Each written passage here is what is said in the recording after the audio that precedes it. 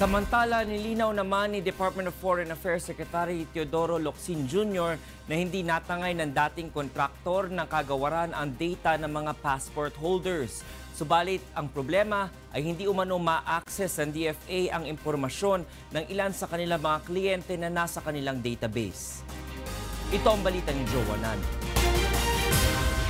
Ilang araw makalipas isiwalat ni Department of Foreign Affairs Secretary Teddy Boy Locsin Jr. na ninakaw umano ng dating contractor ng passport maker ang mga impormasyon ng mga passport holder. Nagbago ng pahayag ang kalihim sa naturang kontrobersiya.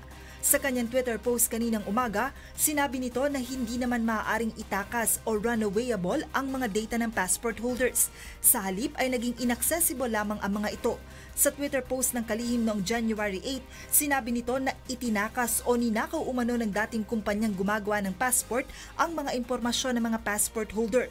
Ito'y matapos umanong i-terminate ng DFA ang kontrata ng kumpanya na ikinadismaya umano ng mga ito.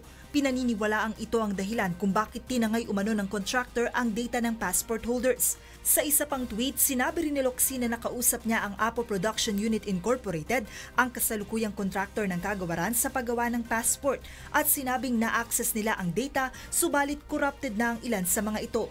Nauna nang sinabi ni dating DFA Secretary Perfecto Yasay na misinformed umano si Locsin at pawang malisyoso at walang katotohanan ang mga paratang nito sa dating contractor. Sa kabila ng issue, marami sa ating mga kababayan ang hindi naman nahirapan na makapag-renew ng passport dahil nakapagdala naman ng mga ito ng kopya ng kanilang birth certificate. Subalit para sa ilan, hindi pa rin may aalis ang pangamba dahil sa posibilidad na magamit ang mga personal na impormasyon sa anumang uri ng scam. Kompleto po lahat. Hindi naman po, okay naman process. Opo, lahat po na-required. Pero hindi na natin maiwasan kasi yun po yung process eh. Tumusunod lang po tayo sa tamang proseso. Yes, it's also timely and tricky because the government through the NPC is very particular on the pronouncements of data privacy and data protection, and now look who's not, I guess, on top of things, no, in keeping the sensitive information of the citizen secure, no. Joanano, UNTV News and Rescue, Pasay City.